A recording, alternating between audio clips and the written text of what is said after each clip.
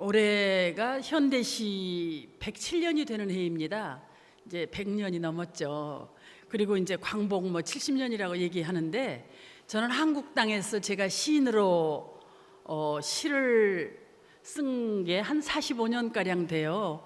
그러면서 저는 다행히도 식민지 후에 태어나서 6.25를 어린 시절에 겪고, 민주화를 겪고, 경제 성장을 겪고, 이런 쭉 또 분단국에 살았고요. 이런 경험들을 가진, 어떻게 보면 시인으로서는 굉장히 좋은 경험들을 몸에 지닌 행운의 시인이라고 저는 늘 해외에 나가면 자랑하곤 합니다. 그래서 이제 한국 현대 시가 지금 그래도 100년이 넘었는데 아직도 노벨 컴플렉스도 있고요. 우리 시가 세계에 어느 정도 위상인가 하는 것에 대한 의문과 그 갈증이 있는 그런 시대에 우리가 살고 있는데, 그런 것이 궁극적으로는 그렇게 큰 문제 같지가 않습니다. 왜냐하면 우리가 우리 것을 사랑하고 우리가 우리 것에 빛나는 부분이 어떤 것인가를 확실하게 인식만 한다면, 현재 상태로도 세계에 내놓았을 때 그렇게 한국 문학이 많이 부끄럽거나 그렇지 않지 않나 하는 약간의 자긍심 같은 것을 최근에 저는 갖게 됐습니다. 그래서 우리들이 다 알고 있지만 1908년 최남선이 해에게서 소년에게라는 시를 소년이라는 잡지에, 민족이 하도 그때 너무나 비실비실하고 나라가 이제 먹히게 되니까 좀 민족의 기상을 좀 올려줄까 해서 발표했던 작품이 해에게서 소년에게라는 작품인데, 바로 철썩 쏴 때린다 부순다 문어발인다 이렇게 시작하는 굉장히 강렬한 시였죠. 그래서 이 시를 기점으로 하여 우리는 조선시대의 가사문학이나 시조로부터 현대시 형태의 시를 처음 구가한 것인데, 바로 이 시는 최남선이 지은 것이 아니라 바이런의 디 오션이라는 작품을 일본의 기무라 오오타로라는 사람이 번역한 것을 우리나라에 그대로 번안해서 소개한 것이 우리 한국시의 효시입니다. 그래서 그렇게 본다면 그렇게 출발을 했지만 그 100년 남짓한 한 107년가량 되는 이런 사이에 가장 눈부신 발전을 했고, 일제 식민지 시대에 암흑기도 있었고, 많은 이데올로기적인 어떤 부침 가운데서도, 전쟁 중에서도 한국 시의 면면은 얼마나 아름답게 잘 자랐나, 이런 자부심을 갖게 됩니다. 그래서 이제 인문학 이런 얘기 중에 저는 인문학의 꽃은 문학이고 또 문학 중에 가장 보석의 언어는 시가 아닌가, 이런 것 때문에 오늘 저는 한국 시를 중심으로서 얘기를 드리는데, 최근에 와서 저는 시 쓰는 환경이, 아까 제가 분단과 식민지를 거친 그 이후에 태어나서 많은 시인으로서의 좋은 경험들이 제 시를 쓰는데 참 많은 소재가 되었고 좋았다, 이렇게 얘기를 했지만, 최근에 저로 하여금 가장 한 시인으로서 창작을 하는데 당혹스러운 부분은 뭐냐면, 너무나 속도가 빠른 시대에, 너무 물량 가치가 팽배한 시대에 살고 있다. 도대체 이런 시대의 시가 뭐냐, 이런 것에 대한 좌절과 질문 때문에 늘 고통스러웠었습니다. 모두가 어떤 손에 잡히는 거, 물량의 가치, 돈의 가치만 쫓아가는데, 시를 쓰고 있으면 배가 고프잖아요. 일단 도대체 이거 너무 눈에 보이지도 않고, 그런 시를 갖고 앉아있는 이 무참함, 그런 것들이 제가 처음에부터 시를 시작할 때, 제가 시가 무슨 출세하거나 돈을 많이 벌어서 시작한 건 아니었지만 45년 동안 시를 지키면서 쓰면서 도무지 이 시라는 것이 뭔데 이렇게 운명을 걸고 있나라는 질문을 스스로에게 보낼 때마다 제일 저를 좌절시킨 것들이, 모두가 빠른 속도로 뭔가를 잡으러 다니는데 저 혼자 골방에 앉아서 이렇게 헛소리를 하고 있지 않나 하는 자괴감이었어요. 사실은 오늘도요, 저는 밀실에서 속삭이는 언어를 전문적으로 구사하는 사람이기 때문에 이렇게 큰 홀에서 소리를 지른 것에는 좀 많이 서툽니다. 그래서요, 이제 그런 것을 중심으로 얘기해 본다면 1953년도, 저는 53년보다 조금 먼저 태어났지만 1인당 우리 국민 소득이 67달러였는데 2013년 통계가 아마 26,205달러라 그래요. 390배가 성장을 했습니다. 말하자면 늘 얘기지만 절대 빈곤에서 문화 수출국도 되었고 뭐 문맹률도 세계 최하위라 그래요. 그런 우리가 지금 시를 어떻게 사랑하고 있나? 자, 문맹률이 낮은 것도 사실은 세종대왕께서 우리의 글을 만들었기 때문에 가능한 거 아니겠습니까? 그렇게 본다면 얼마나 우리가 참 좋은 문화국의 토대가 있나? 그렇게 충분한 자부의 바탕이 있음에도 불구하고 지금 현재 오늘날 가장 큰 문제는 작년 한 해도 우리가 너무 힘들었잖아요. 온 나라 전체가 가라앉고 있는 배 위에 앉아서 모두가 그 죽음을 소비하고 있었던 한 해였던 것 같아요. 그래서 이런 시대에 우리가 가장 망가뜨려 버린 것들은 뭐였냐면 바로 언어였습니다.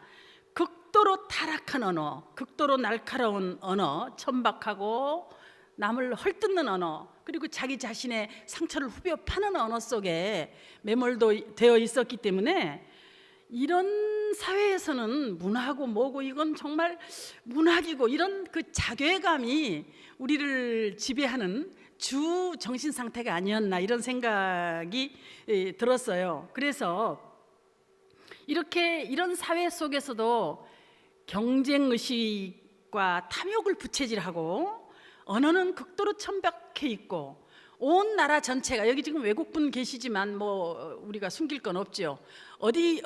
어느 벽인들 손가락을 쑤시면 비가 줄줄 새는 것 같은 그런 현실.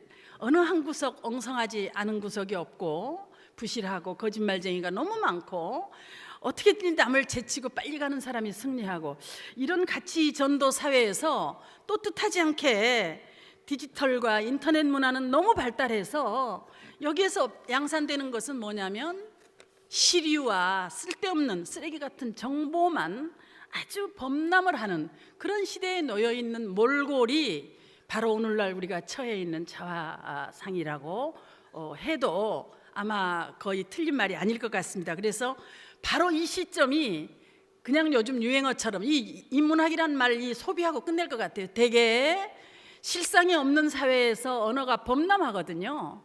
북한에 가보지 않았지만 북한의 산과 들에 우리는 행복해요라는 행복이라는 단어가 제일 많이 남용되는 걸 우리가 보듯이 가장 부족한 것이 그 사회의 가장 범람한 언어이듯이 어떻게 보면 인문학이라는 말이 최근에 이렇게 한국 사회에 범람하는 것은 그야말로 인문학이 진정한 인문학은 부재하기 때문에 그렇지 않나. 이것도 또한 하나의 시류나 정보나 어떤 하나의 좌표 비스름하게 그냥 슬쩍 넘어가고 말지 않겠나, 겉핥기식으로 이런 우려가 있습니다. 그래서 이런 것을 정신의 위기, 가치의 위기라고 우리가 지금 진단할 수밖에 없는 그런 사회인데 다시 기본으로 돌아가 보면 우리는 언어로서 존재하는 거잖아요. 여러분이 지닌 언어를 한번 깊이 살펴보시기 바랍니다. 내가 어떤 언어를 소유하고 있는가? 나의 언어는 진정 어떤 이해와 사유를 넓히는 언어이고 아름다움을 이해하는 언어이고 감수성을 이해하는 언어인가라는 걸 한번 살펴보시기 바랍니다. 그리고 인간에 대한 존엄과 생명의 완성을 위해서 나는 무엇을 하고 있는가, 이런 것을 한 번쯤 생각을 해보시기 바랍니다. 바로 그런 진정한 물음 때문에 여러분 바쁜 일 다 뒤로 미루시고 오늘 이 자리에 와 계신 게 아닌가 싶어서 저는 바로 너무 반갑고 희망이 있다, 싹이 있다 막 이런 기쁨이 있습니다. 그래서 바로 문학의 도끼로, 문학의 도끼, 다른 도끼가 아니라 문학의 도끼로 삶을 깨우지 않으면 우리는 안 될 것 같은 그런 생각을 갖게 되었습니다. 그래서 우리는 지금 현재 돈과 권력과 몸만을 생각하는 욕망의 시대를 살고 있습니다. 바로 문자를 가진 언어의 시대, 진정한 세련되고 정확하고 다양한 의미를 지닌 언어의 시대가 되지 않으면 한국 사회에서 그동안 땀 흘려 이룬 GNP나 이런 몇낱의 경제성장은 굉장히 졸부의 경제성장쯤으로 넘어갈 수도 있다라는 그런 위기를 저는 느낍니다.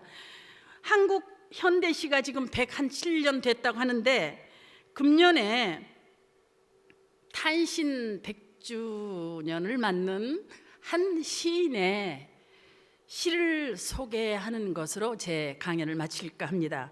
시는 인류의 모국어라고 하고 시는 혁명이라고 합니다. 바로 우리 한국에는 정말 세계 내놔도 조금도 꿀리지 않는 아주 거장의 그런 시인이 저는 몇 분 계시다고 생각합니다. 그래서 가장 100년의 역사에 가장 자랑하고 싶은 시인의 시를 같이 감상하면서 바로 이 강연을 마칠까 합니다. 제 시 좀 올려주시겠어요? 네.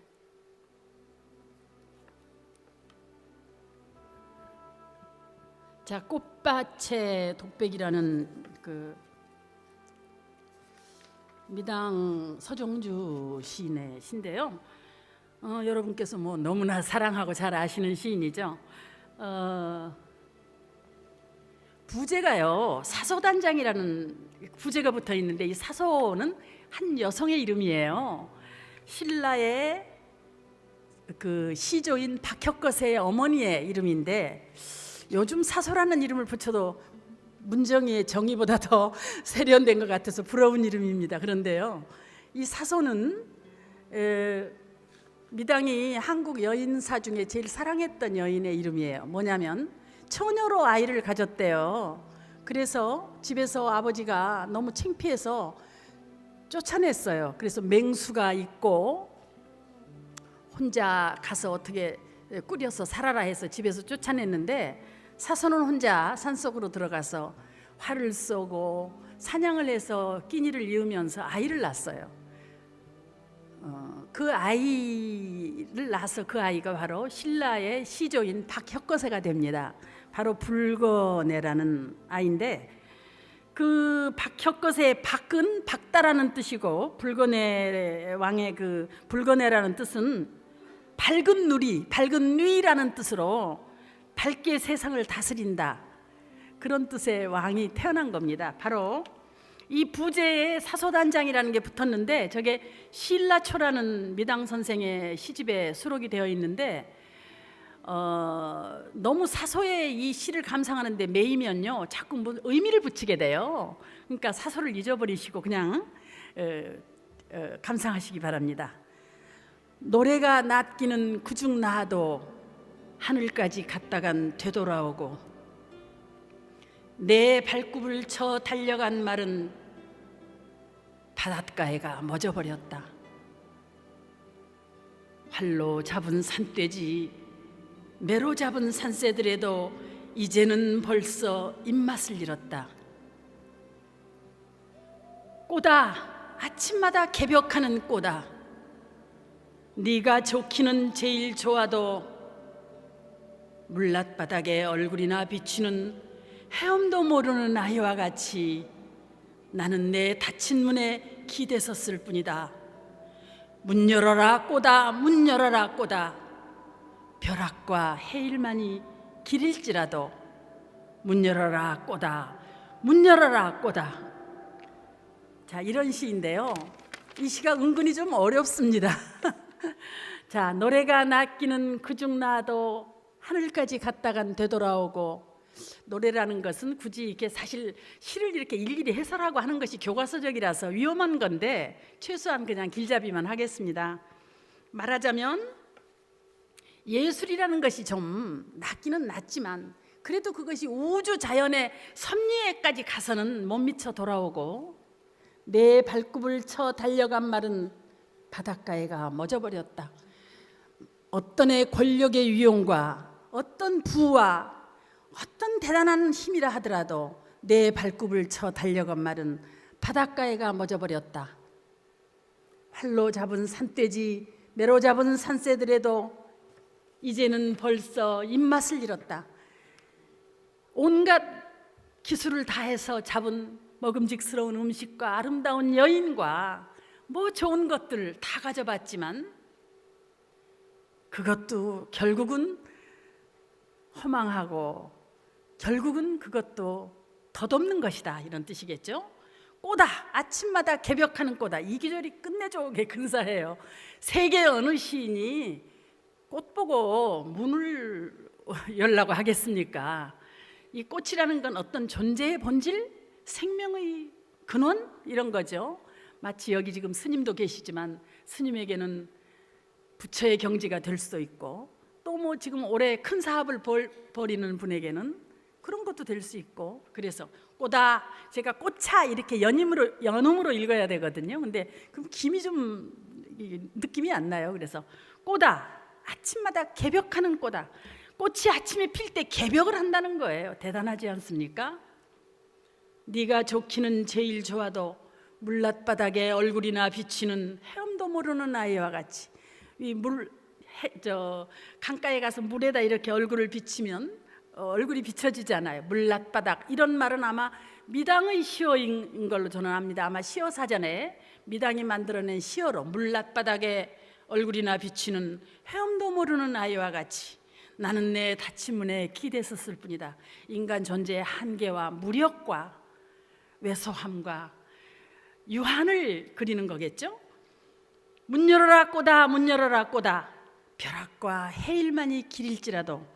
이 벼락과 해일 여러 가지 해석이 있습니다만은 저는 어젯밤 문득 이게 불교에서 얘기하는 도노와 점소가 아닌가 하는 생각을 했습니다. 도노라는 거 뭐 깨달음의 단계 중에서 일거에 팍 번개치듯이 깨닫는 것, 벼락. 그다음에 점수라는 것은 깨닫는 후에도 계속 닦아야 하는 거. 그러니까 해일과 벼락, 이 기가 막힌 함축적 메타포예요. 벼락과 해일만이 길일지라도 문 열어라 꼬다, 문 열어라 꼬다. 이 시 한 편이면 아마 한국 인문학의 어떤 가장 아름다운 꽃으로 이거 좀 바쳐도 되지 않겠나 싶고요. 우리가 지금 뭐 여러 가지 힘든 시대에 우리가 인문학 하고 있지만 이렇게 아름다운, 말하자면 어떤 시대의 시간의 잣대로도 깨지지 않는 보석 같은 문학이 건재하는 한 우리의 희망은 여전하리라고 생각합니다. 제가 외국에 참 많이 가서 외국 시인들하고 이렇게 얘기도 해보고 또 외국 시 공부를 해보면서 뭐 외국 시에 비해서 우리가 이거 아닌 것 같아요. 인문학 정신이라는 건 결국 나는 나다 아니겠어요? 나는 나다. 천하에 하나밖에 없는 존재로서의 존중한 민 나를 내가 느끼는 것, 이것이 인문학의 기본이라고 한다면 누구와 비교해서 우리가 부족하다든가 뭐 이것도 웃기는 얘기고요. 뭐 이론을 많이 이렇게 하는 것도 뭐 그 치장이고 그런 느낌이 들어요. 제가 최근에 응이라는 시집을 하나 냈는데 거기에 나의 펜이라는 시를 하나 읽고 강연을 마치도록 하겠습니다. 나의 펜. 나의 펜은 페니스가 아니다. 나의 펜은 피다. 하늘이여 새여 먹어라. 나 여기 있다. 나의 암흑, 나의 몸, 새 땅이다. 너에게 주는 선물이다. 두 번은 없다. 고맙습니다.